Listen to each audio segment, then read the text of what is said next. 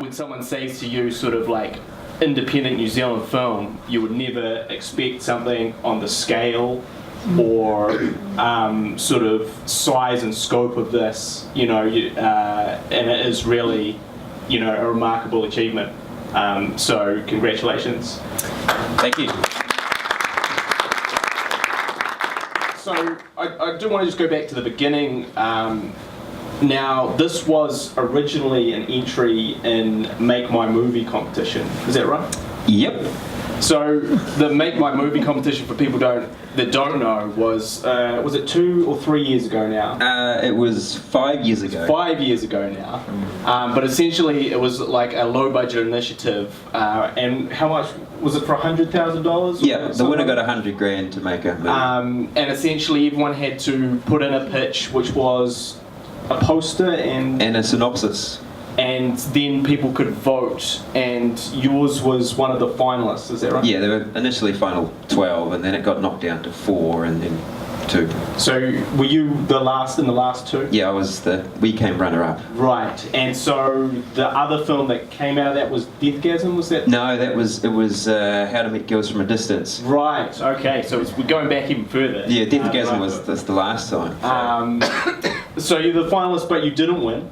And then what, I guess, just talk a little bit about then what made you decide, okay, well, I'm going to do this myself. Talk about that, how that came about. Well, we knew we had a good idea because we'd sort of got through these knockout rounds, and to get there we had to have all the support on the internet. I don't have that many friends, so there must have been other people out there that liked the idea. And yeah, so I just thought that it was worth doing, and this was like a really good opportunity to make a film. I'd always wanted to do it. And me and Andrew, up there. Who's the co-writer? Who's the co-writer? Yep. We'd written a full script that was ready to go. So that was a good enough reason for me. Yeah. And so you said, okay, I'm going to make this film. Now, at this stage, you don't have anyone giving you any funding. There's no funding from the Film Commission or anything like that. So this is entirely funded yourself, is that right? Yeah, it ended up being that way. I mean, we tried to get funding, but we just got knocked back quite a few times. Yeah. And rather than wait around for the magic day, you just stay where you are. People are looking at you. That's good.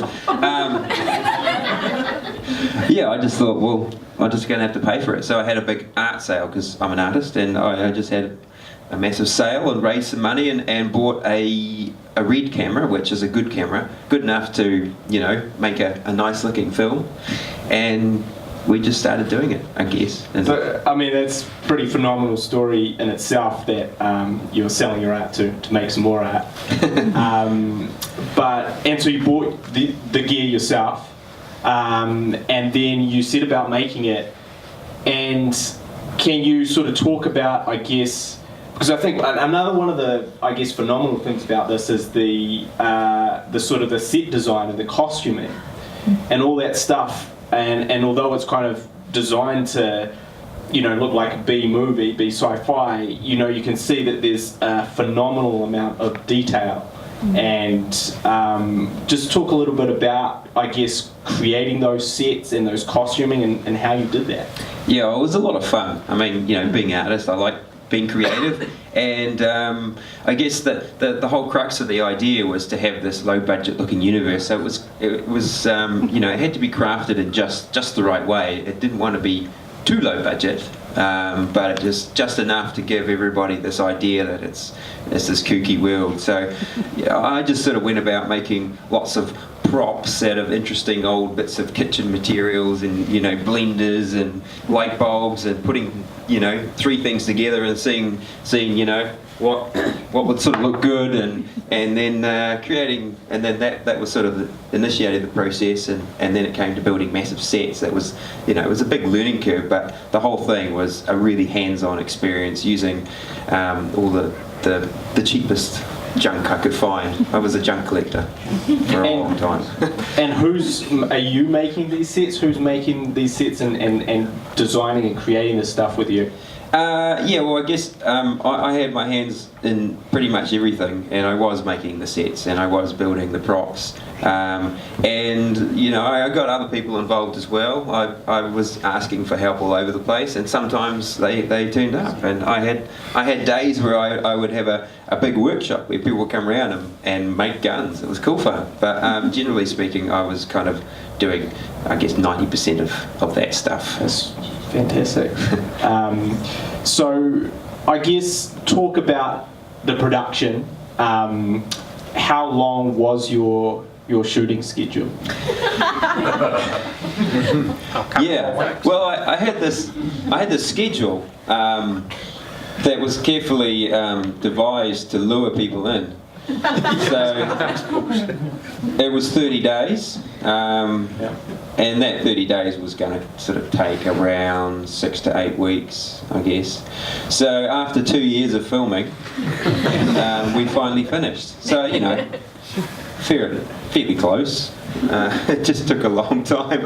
Took a lot longer than what we'd anticipated, and because I was building sets and building props and stuff like that, and having to find locations and then stop for a bit and sell a bit more art to raise money, and we were only able to film on the weekends, and it was just, you know, sometimes I had to stop for 2 months to build that big spaceship. That was an enormous job, and yeah. So, but it's not to say that we didn't probably take longer than the average shoot. Well, I mean, I think that is something that you do encounter when you're making sort of a low-budget film, and it is all on you, is that each problem you have to solve. You can't solve it with money, you can't throw money at it or do it any quicker. You know, you kind of have to figure it out yourself. And, you know, so all of the shooting was every weekend, or with some gaps, for 2 years. Yeah, that's right. It just kept going on and on and on, and I had to keep, you know, having to persuade these guys, these lovely actors, to hang around and don't shave your beard and don't cut your hair, and yeah, and it was a difficult challenge, and there were lots of challenges, and it's just a matter of trying to figure out the answers. So sometimes it was just as simple as some nice ginger crunch to keep people happy, or a bottle of Pepsi. But and yeah, in that 2-year process, like, I guess, how did you stay motivated and keep those people motivated? Because, you know, it's one thing to say, okay, we're going to do a shoot over this concentrated period of time, but when something goes on for that length, I guess some people might think that it's never going to end, and you know, like, so how did you sort of keep that momentum and motivation up through that time? I don't know. I just, you know, once you get yourself that deep into this stuff, you just have to keep going. It's the only way out. And, you know, I had this belief that it could be done, and, you know, it was my baby, and I didn't want to give up until it was finished. And it just, it was very hard, and it still is hard. It's just, right now, I'm still working really hard to try and get this movie out there, and yeah. Well, maybe we should talk a little bit about that. So this film is being self-distributed, is that correct? Yeah. Which means that there's no distributors on board that are basically paying for marketing materials that are not getting it into cinemas. This is all what you're doing yourself. Yeah. Well, So can you talk a little bit about that process and how that's gone for you, and sort of your approach? Well, it is just, I mean, I really wanted it to be seen in the cinemas, so rather than just let it go onto DVD, I tried going through, I've always tried the traditional methods first, and if that didn't work, then I just do it myself. So I went to the distributors and asked them and showed them the movie, and some of them liked it, but they weren't sure if there was a market and if it would work. So in the end, I just rang up every cinema there was and said, I'm going to do a Q&A, and I'll take it around the country, and just persuaded them. But I think for me the best thing to do was to enter the festivals overseas, and I got a lot of support from the festivals, and yeah, we won 4 awards, and that has really made a difference in making people take it seriously. But yeah. Well, that's fantastic. I think we should talk a little bit about the festival success. Do you want to just list off some of those awards and sort of some of the festivals that it's been to? Yeah, well, they're all, I mean, it's a genre movie, but so we've been in these, let's see, there was the Boston Sci-Fi, which is the oldest sci-fi film festival. Then there was the London Sci-Fi Film Festival, another one called Gen Con, which is a massive gaming thing with Lost Episode, which is in Canada, and then I just went to one in Manchester called the Starburst, which is a really well-known sci-fi magazine. And yeah, so we've won 2 best comedies and 1 best sci-fi and 1 best independent film. And I've been travelling all around the world to go to these festivals because it makes a difference if you're there, I think. And do you think then, so from that festival success, that has opened some doors for you in the sense of people looking at it over here and saying, because obviously when you say, look, I've made this low budget independent film, a lot of people don't want to take you seriously just through that statement alone. So, you know, has those awards and festivals, you know, sort of benefited you now? Yeah, absolutely. They've really helped. They make a huge difference. You know, any bit of PR you can get is good, but it makes people take you more seriously. And yeah, it's kind of opening doors slowly. And from there, other festivals have been coming to us and asking us if we want to be in theirs, and yeah, word of mouth is getting round. So that's what I can hope for, I guess. Yeah, without heaps amount of money. That's fantastic. And let's just talk a little bit about the cast, because there's a lot of the cast here. There's some of them standing behind me. And, you know, it was like, I guess just like a really eclectic bunch of characters, and, you know, super funny, super entertaining. And a lot of these people you haven't necessarily seen, which I think is great, because I think we see probably too many of the same people over and over again in films. And so just talk a little bit about your casting process and that side of things. Well, I think for me, I wanted all the characters to be, you know, quite distinctive in their own right. I didn't want everyone to look the same or sound the same. So when I was looking for the cast, I was sort of positioning them up against each other. You know, I had them all these pictures lined up against the wall and figuring out who was going to, you know, work with each other. But that process took 8 months, a long time casting it to try and get the right mix and the best bunch of people that I could find. And I can't believe how well they've turned out. They own those characters, and they did such a good job, and without them it just wouldn't be the same movie, you know. So it's so important to get the right cast, and I really feel that like I did. So casting is very important. So yeah, 8 months is a long time. Were you the one that was sort of like, you didn't have a casting director or anything like that? No, I mean we were using Barefoot student casting, which they were helping me definitely, but I was there with every audition and stuff like that. So we were kind of, and sometimes we were doing casting in a kung fu studio as well. It was, that's where I auditioned. Yeah. So, but they were helping, but definitely it was always hands on, and yeah, I was involved in the audition. And I had to audition myself. Right. So I didn't just go into this movie with me in mind. Yeah. Pretty much. Yeah. So, well, I think that's another very interesting thing, is that you co-wrote the script, you directed it, you produced it, you built the sets for it, you self-financed it. I believe the credits say that you also were editing it as well. Yeah, I did end up doing. So you pretty much did every job you can do, and I guess wearing all those hats on set, did you find that difficult? And I guess how did you sort of compartmentalize all of those different things? Yeah, it was pretty pretty tricky. It was a big challenge, but you know, they're a good bunch of people, and I think the people that were working with me were understanding, and I guess the only way I was able to do it was by taking so long, because you know, when you're doing lots of things, it takes longer. So yeah, everybody had a lot more patience, and yeah, you can't do it alone, even though I was doing lots of things. It is a team effort. Okay, so let's throw it over to the audience for questions. Who's got some questions for Christian? All my cast, they're here if you have any for them. So.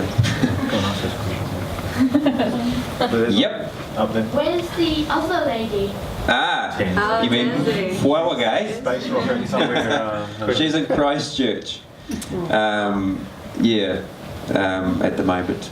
So, and there's another one of our main actors, which isn't here as well. He played the salesperson and the Anagalian, as did Joseph play Gottlieb and Lord Froth. Gottlieb with the mask on. Yeah.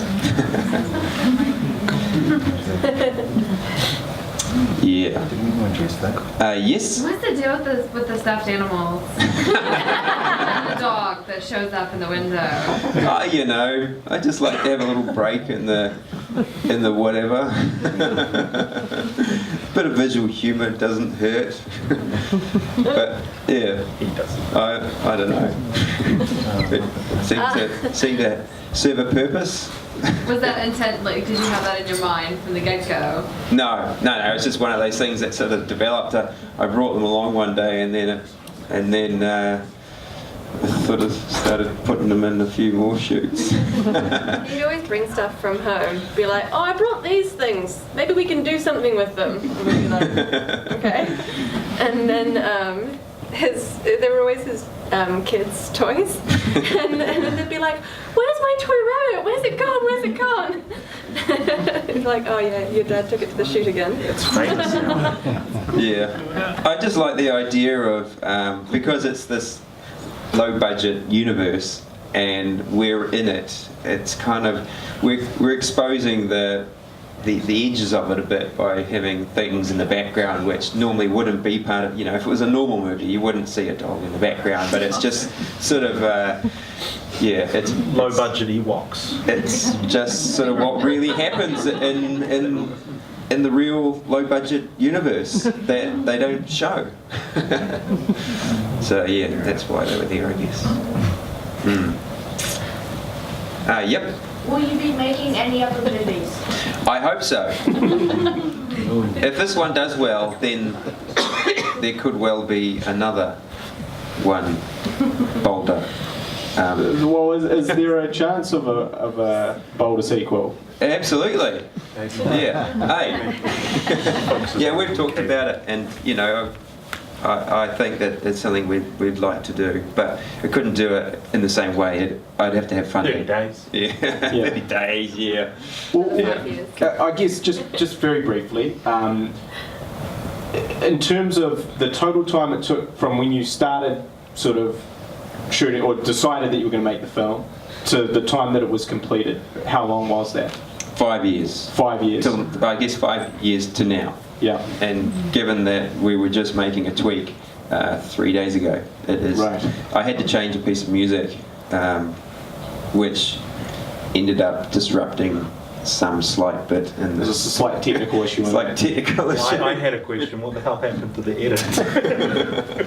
What you mean? Yeah. Well. You answered. Yeah, we had a slight issue, and I had to bring in a new version of the file. And it got delivered today at 5:45. So that's why I was a bit stressed at the very beginning, and it was delayed for 20 minutes because we were adjusting the film. Yeah, it's been playing all the way around the world, but I just had to change the music on Monday, so just one piece. So who created the music and some of the songs in the film? Let's see, the theme song was done by Andrew up there and a guy called Carl Stephen. And Carl Stephen did all the soundtrack, and then there was 3 songs by I've got a band, and there was just some rock songs in there. Yeah. So, but most of the soundtrack was done by Carl Stephen, who did all the Star Trek sounding stuff. He's the stylophone guy. Yeah, he had his cameo doing this.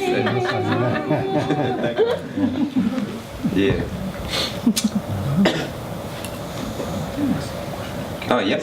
What locations did you use, particularly the dry stone wall and was that One Tree Hill or the stone field? Oh, the stone fields. Yeah, well, there was lots of locations which I can't really name for various reasons. But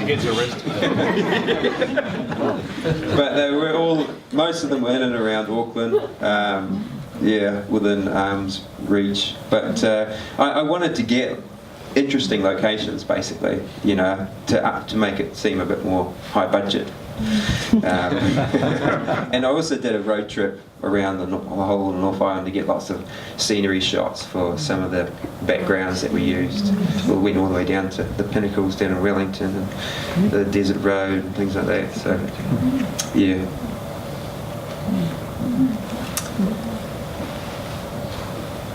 Yeah. Is there anything that you would change looking back on what you've done and the way you've done it and just how it's naturally progressed? I know you can't control something. That's it's probably is, and there's many things I might have changed, but I think it is what it is. But yeah, I mean, if I did it again, there'd be a few changes. I'm not going to say what they are, but originally the lawn dart scene was javelin. Might have been better if it was javelin, but I was just thinking that yesterday. There's a few things, but I'm pretty happy with the result, so I don't think so. Well, I'd just like to ask a follow-up question to that one. So, you know, you've been on this 5-year journey, which is still going, and, you know, the shoot, which you thought would be a month, or I guess 30 days over a few months, became years of your life. And as a filmmaker, you know, I think a lot of the times you're always learning, and in fact it's sort of often the mistakes that you sort of learn the most from. So maybe not so much mistakes exactly, but I guess what is one of the biggest things you've learned making this feature film as a filmmaker that you take away for your next one? God, I mean, it seems like quite an easy question to answer, but I never thought about it. I don't know. I mean, I've learned so much doing this whole thing. It was, you know, I'd done some low-budget music videos and 48-hour films, and then I've gone into making a feature film. So I've kind of learned pretty much everything in this. So I'd be much better prepared making the next one. In so many ways, but yeah, you can't do everything yourself, but sometimes you have to. I haven't really answered that, but that's as good as you get for now, I think. Yeah, I'll think about it. I'll let you know later. You can tell me afterwards. Camera will come back. Yeah. Yep. What was the biggest problem you came across when making your movie? Well, the first thing is money. That was the biggest problem. And the other thing was just trying to keep everybody happy all the time and keep them hanging around. But Lots of hugs. Lots of hugs, but and the makeup artist was always disappearing. That was probably one of the biggest things. Yeah, some people are hard to pin down.